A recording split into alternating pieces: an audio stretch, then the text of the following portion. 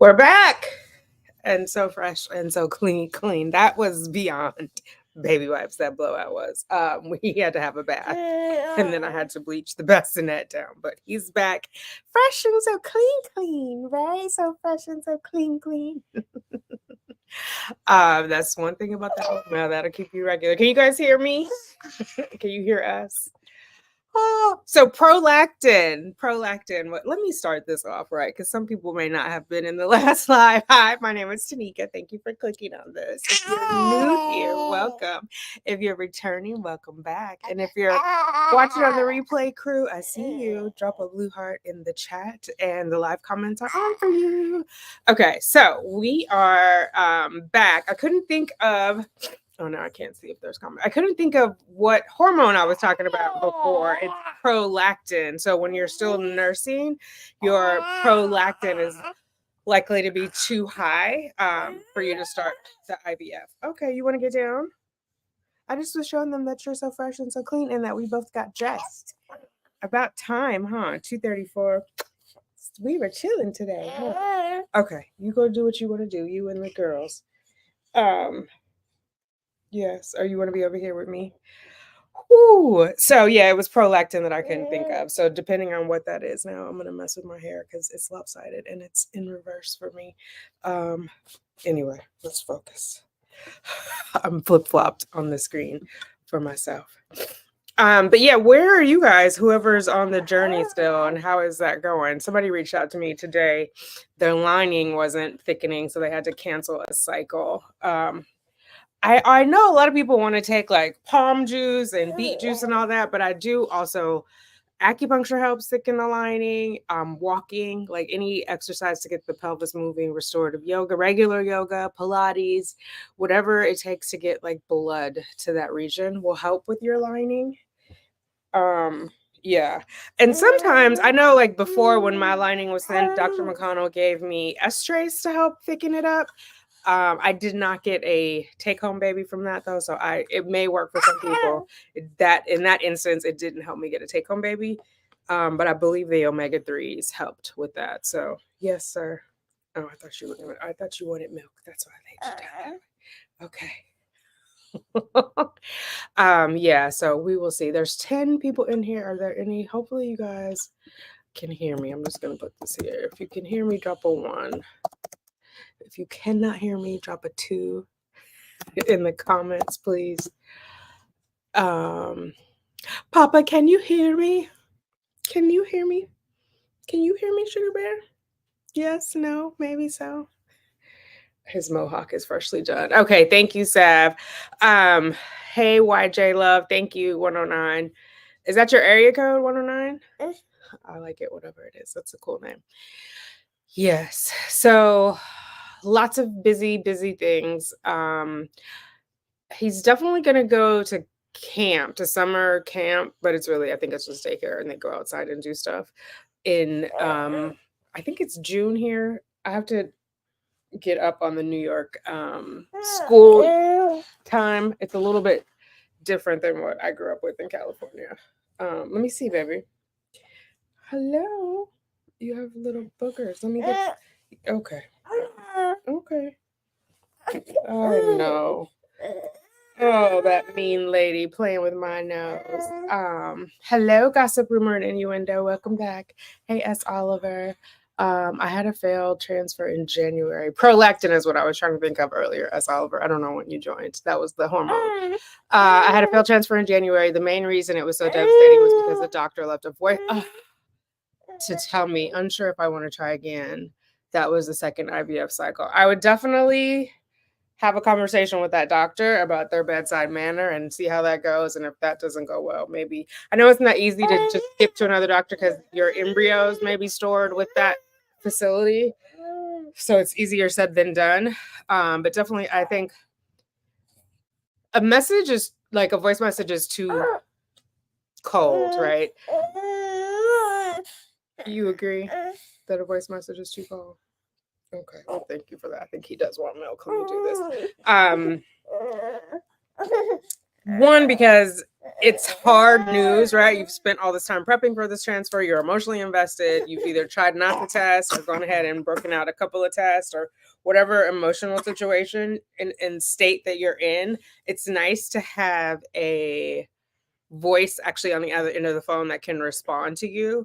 I know at Columbia, if I have well, even when I had the positive, the nurse calls. The doctor has not called me with a negative or positive. It's been the nurse to call with the update. But I think a voicemail is a little unless you can send it to it in advance. Like I know people who just want to go through it privately and so they've asked for it. But if you haven't explicitly said, leave the results in a voicemail, I don't think that's acceptable. Now, there are caveats to that. I know some clinics also have a portal, and I put that information in the portal. So maybe they wanted to tell you in the voicemail before you saw it in the portal. I'm not sure. But I would definitely communicate like you were feeling some type of way about that. But first, going to a transfer therapy has been helping. Oh, good. I'm glad to hear that. Yeah, I had therapy this week too. I was telling him about all of my like craziness at work. Well, not just at work, at life in general, I think. I was starting to feel overwhelmed, and then I realized I was judging myself, like overwhelmed because there was more things that I wanted to do that I wasn't getting done, and I was like, let me just give myself grace and accept that I am where I am. I'm doing the best that I can, and it's okay. The world is still going to spin on its axis if these other things don't get done, and so that felt better like once I had that release. Um yeah. I just know I've got a project that we're launching it mid-April. I had planned to take a vacation in March, but I have to get this launch done. So I think June will be my vacation. But I'm gonna do like little self-care things in between then and now, like just so I can recharge and just do some me stuff.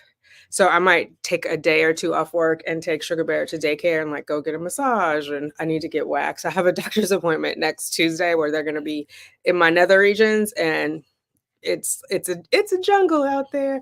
So I'm gonna see if I can get waxed Monday. Actually, I need to try to make that appointment. It's right across the street, the place that I go from his daycare. And it takes like 10 minutes.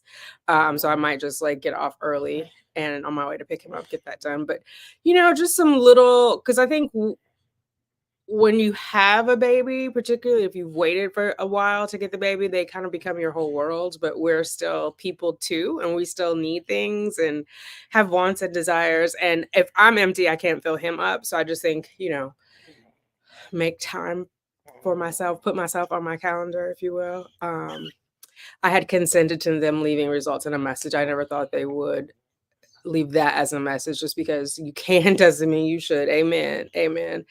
Yeah, I would just have a conversation with them then and say, I was a little taken aback. I know I consented to this, but I wasn't expecting that, or whatever you feel comfortable communicating. But I wouldn't don't let it like brew. Do you know what I mean? Like, because you're always going to feel some type of way if you don't express how you feel about it and at least get feedback from them. Because sometimes we just need them to hear us, even if it doesn't change anything. Just to feel heard is important. So I've since rescinded. Oh, good. Okay. So yeah, it is it's a little crazy. And I think also sometimes the doctors forget that this is our one and only case, even though they may have a bunch of them. I just remember like the very first doctor that I went to who was like straight away, you need to do donor eggs, and didn't have any like precursor conversation with me or give me any additional context. And it cut like a knife, right? Because she probably sees people all the time, and it's just like she can look at it and be like, oh, this is where they're going. But like, have the conversation with me. You know what I mean? Like, don't like, put some Vaseline on it, sis, first. So I think it's up to us to advocate for ourselves and say, here are what my expectations are, or, I just need a little more conversation or consideration or whatever else is going on. Like Dr. McConnell is fully aware of my anxiety, and I feel, takes that into consideration when she's talking to me. Not that I'm feeling entitled where she has to go above and beyond, but she's just aware. And so she treats me accordingly. Do you know? Like she meets me where I am is what I'm trying to say. Which I think is important with our healthcare providers, because it's our body and we only have one us, no matter how many cases they have, no matter how many times they see something or how routine it is. And it's like that with all jobs. It's not just doctors. You know how you go to the post office and you don't put something correctly on there, like you're sending registered mail and it's on the wrong side, and the postal worker wants to explain to you why they have to remove it. And I always think like, it's not my job. I'm not applying for this job, ma'am. I don't really care. But they are tired of seeing it. So they're kind of like venting. So I imagine it's the same way with the doctors. Like they see it so much, maybe it just like rolls off the tongue without consideration.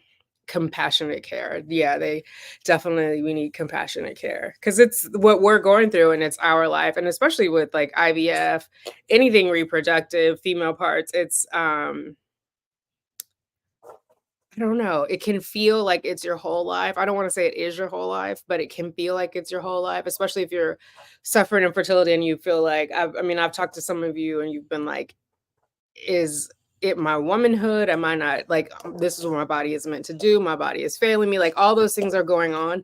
So it helps when someone helps you give yourself grace, do you know? Like, we don't need another reason to beat up on ourselves. So, just that extra few moments, that kind word, that explanation, it makes a huge difference. It really does. And I think if we're not getting it, we either convey that to them or we move on. Now, back in the day before I had lots of therapy, I would have just moved on. But now I know it's worth the conversation because otherwise you could just keep moving on and on and on because they don't know what you're expecting. So at least give them that opportunity to address it. And some people will be like, look, I don't have time for that. And so then you know where you stand and you know you have the information you need to make the best decision for yourself. But unless you convey that, you can't really hold it against them. Do you know what I mean? Like, they could just be assholes and they could say, I'm going to continue being assholes whether you're my patient or not. And so then you know what you need to do for your own sanity. And there's nothing wrong with that.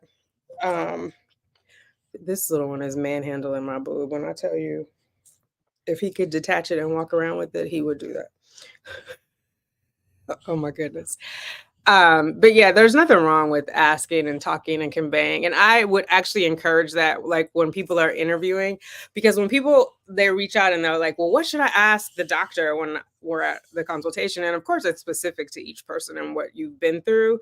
Obviously, ask about the procedures and kind of what their stance is and what protocols they might use. Obviously, in the initial consult, they're not going to give you specifics on what they will use with you because they haven't done your blood work yet. Usually is the case. They meet you first and then they do the blood work. But things like, if I'm really upset and this has happened, are you the person should talk to? Is there like a therapist? Some clinics have therapists that they are ready to recommend. Some of us have already had therapists before we went on there. As part of the donor egg process, I had to talk to a therapist from that was recommended by Columbia out of network. But yeah, I think the mental health part of the fertility journey is so important and getting the support that you need because a lot of times, particularly for women of color, there's not someone in our family that we can talk to about it who will understand.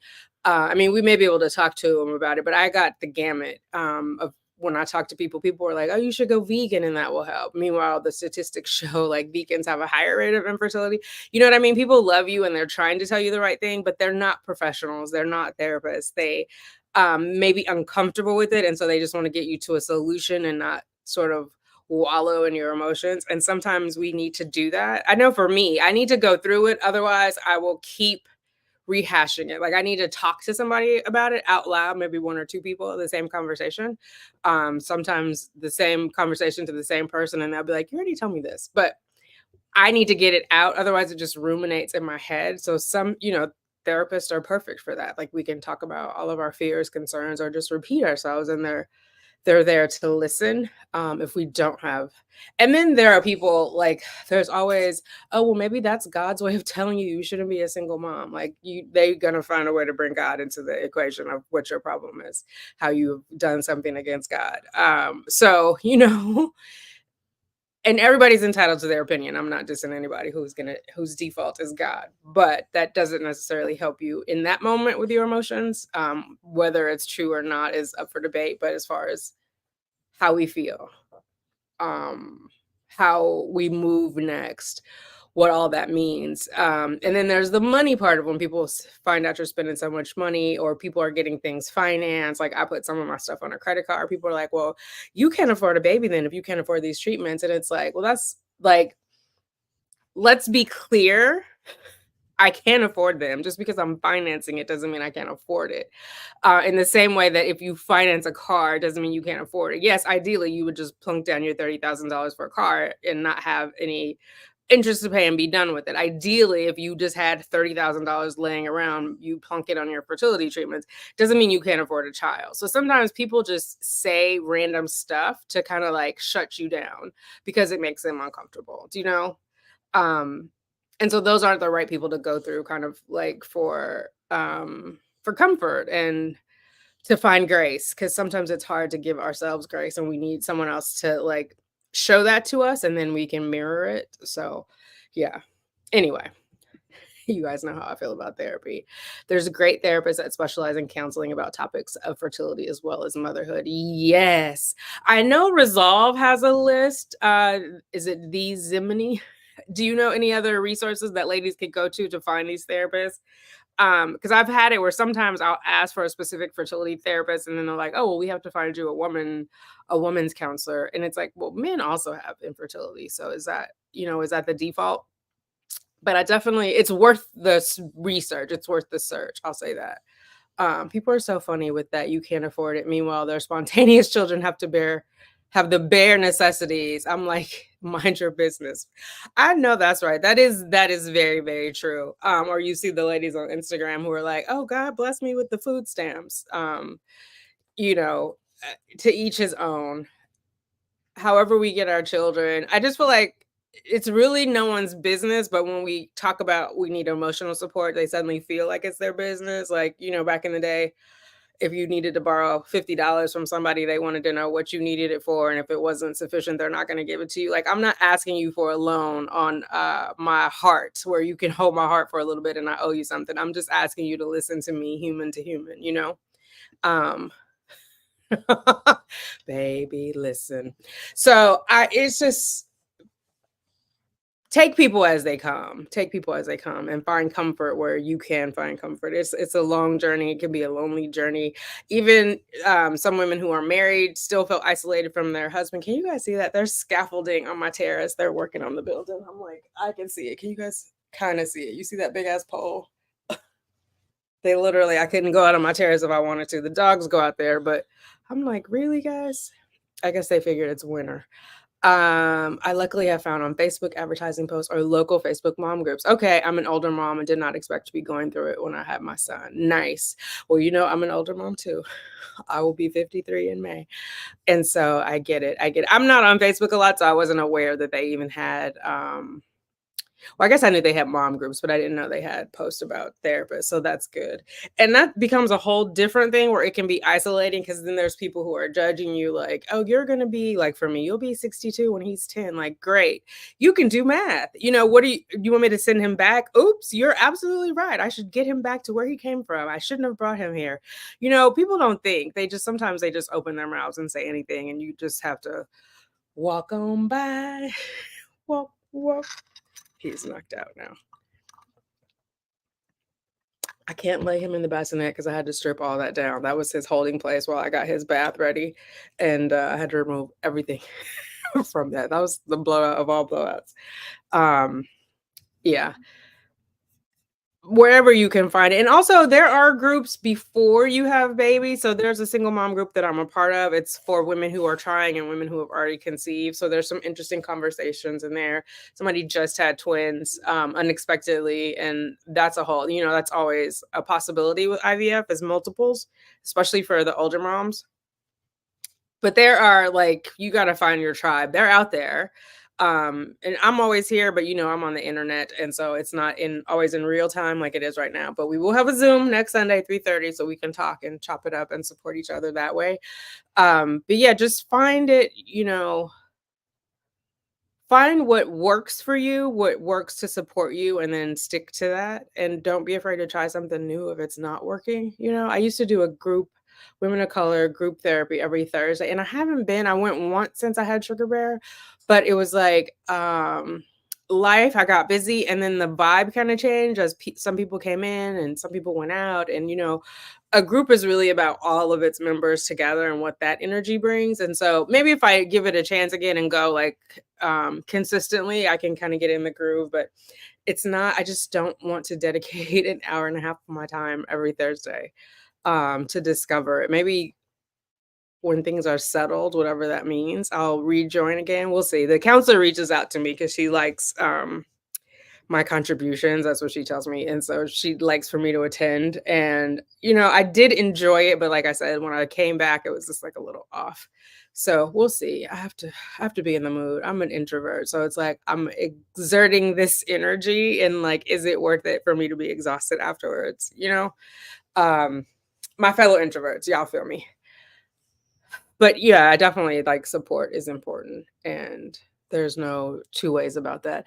And it's like also feels like sometimes it's gambling because you keep putting money down, and then it's like the roulette wheel rolls right on past you. And so it's like, do I put more money down? And it's sunk cost, right? Like you're never getting that other money back. So you can't reason with yourself and say, well, I've already spent 20,000. I might as well keep going and go for broke because there's no guarantee you could go for broke and still end up empty handed. So it's like all of that reasoning and reckoning, which is why I had to take a year off. Like from my last failed transfer to when I transferred with Sugar Bear, it was exactly 12 months. And I needed that time to just mentally go through all of that, right? Because I'm not in an age where I can be like, oh, I'm going to empty out my 401k and do this. And then I'm just not. And so it's different if you're 30 and taking out of your 401k, like in your 50s, late 40s, that's a whole different ballgame, right? So what does that look like? And for me, it looked like credit cards, but it'll look like something different. And then there are people who are like, I can't afford it at all. Even if I put it on a credit card, like I can't afford another payment for anything. So there is that too, there's like all of these kind of obstacles and you have to sort through it. The younger you can do it, the better, like the better chance you have, just like from a biological standpoint. But it may make sense to wait 2 years and get more money or whatever that looks like for you. Because the stress is not going to end once you get pregnant, unfortunately. Like it'll be one hurdle, but you're still waiting for that take home baby. Then what is the, coping with having the baby? And it's not easy every day. I think because I waited so long, I keep a smile on my face, but like I don't enjoy blowouts. Like I got the dog's poop, I got the baby's poop. Is it my favorite thing to do? No. Is it worth it?